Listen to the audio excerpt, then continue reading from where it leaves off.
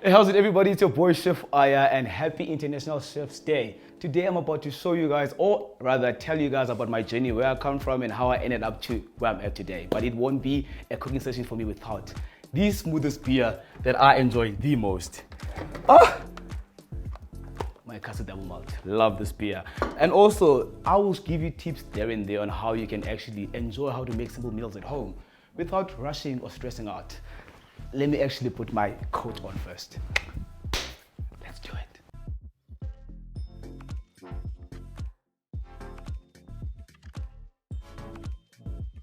So how I discovered my passion for cooking, it was funny enough through a mother that paid attention very well.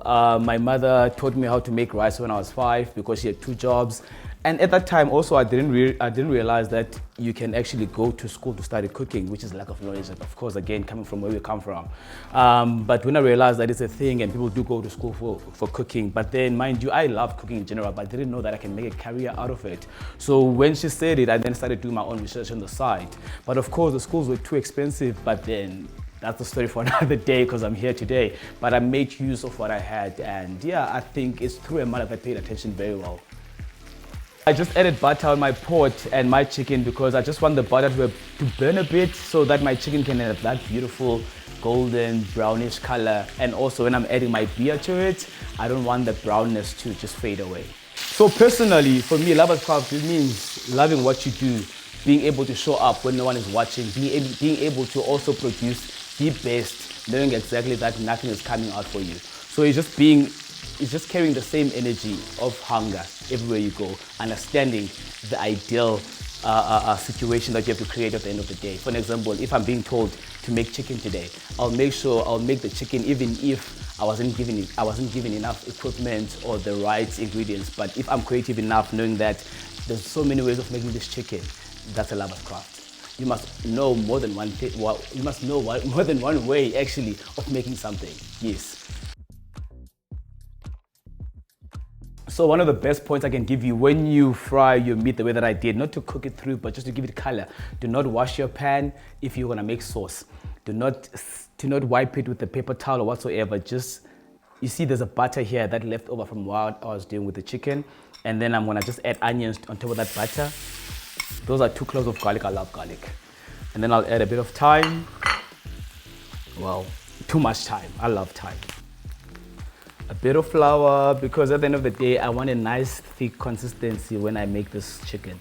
I want the sauce to be nice and just beautiful.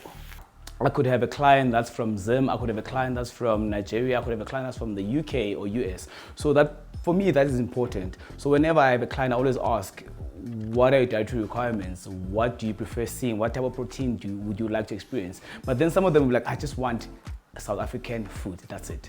So then I'll do what I like. So it comes down to the planning, to your mise en place, which is the prep of knowing exactly what you need, what you have, and also have it chopped and sliced and cleaned. And also research. Research is very important because you wanna walk out of someone's house making sure that they love the food and also you were able to narrate or create the food or the flavors that they're all about. So I just poured my beer in here with, so already there's my onion, my garlic, and my thyme, and then I just added the beer. So I'm just waiting for it to just, come down a bit, enjoy itself with the other ingredients so that they can be a match made in heaven. You know what I mean? Then more chicken stock.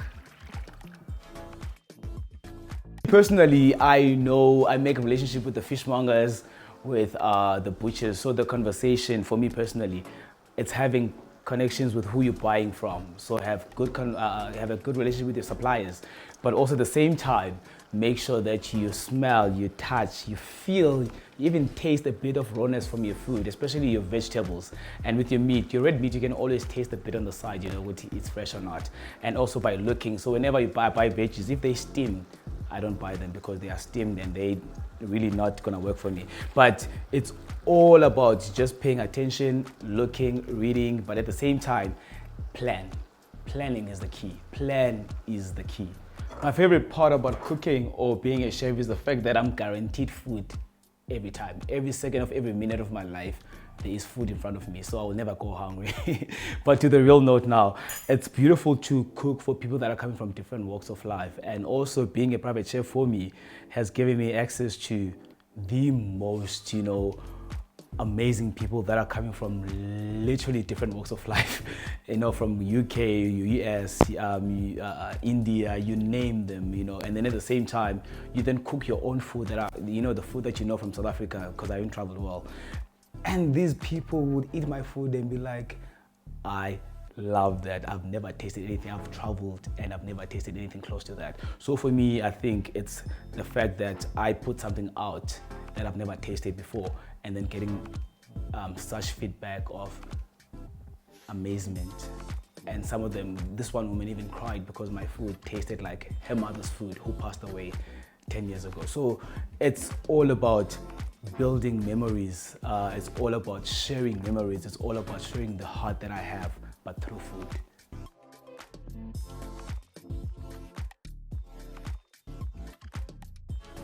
Now we need to eat.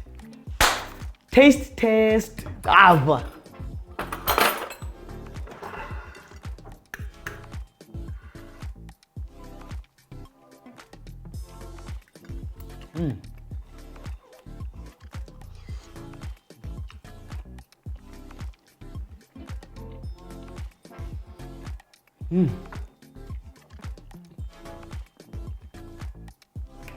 Yeah, it's so good.